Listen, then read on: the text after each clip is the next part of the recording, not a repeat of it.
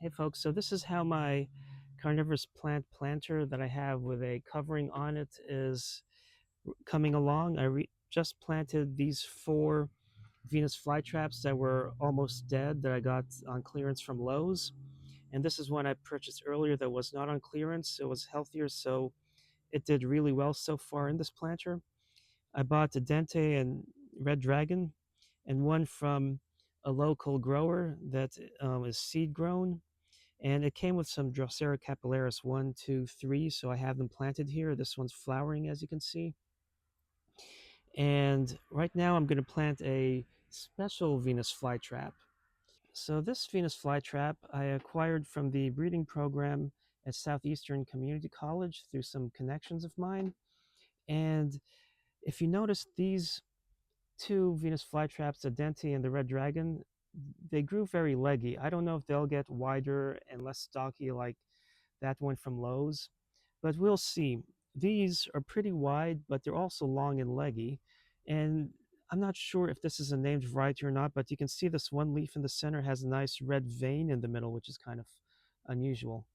So anyway, I'm going to be planting this. I'm not sure how they have this. I think it's just peat moss or long fiber peat moss, not fully composted, over perlite. But it came fully humid in this container, so I had to let it breathe and acclimate. Now, looking at the planter, I have all these small Sarracenia seedlings, and hopefully in the spring they'll be big enough that I'll remove these and plant them elsewhere.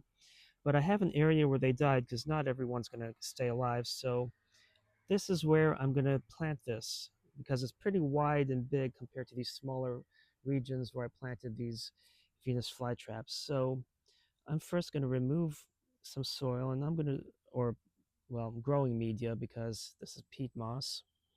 And I'm just trying to move the peat moss out of the way where they're not going to bury any of the pitcher plants.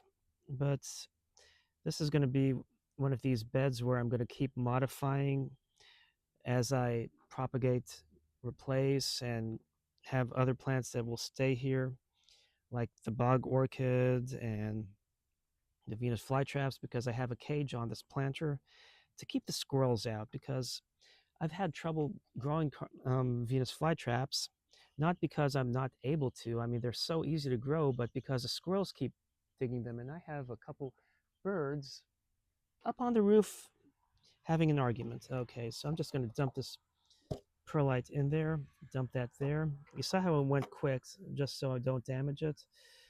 And I'm just setting it in like so.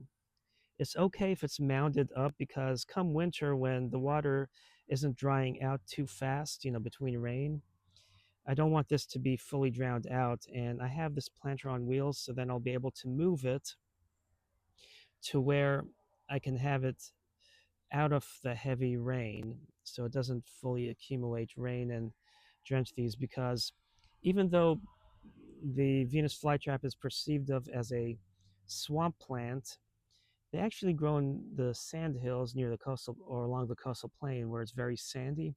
So they typically have good drainage and they don't like the roots drenched. Now, this extra perlite here, I'm just going to mix it in with the peat moss there, and it will eventually just integrate. But that's all there is to it. So I hope you enjoyed this video, and I hope you're inspired to get some unusual Venus flytrap varieties of your own. And thanks for watching, and happy planting.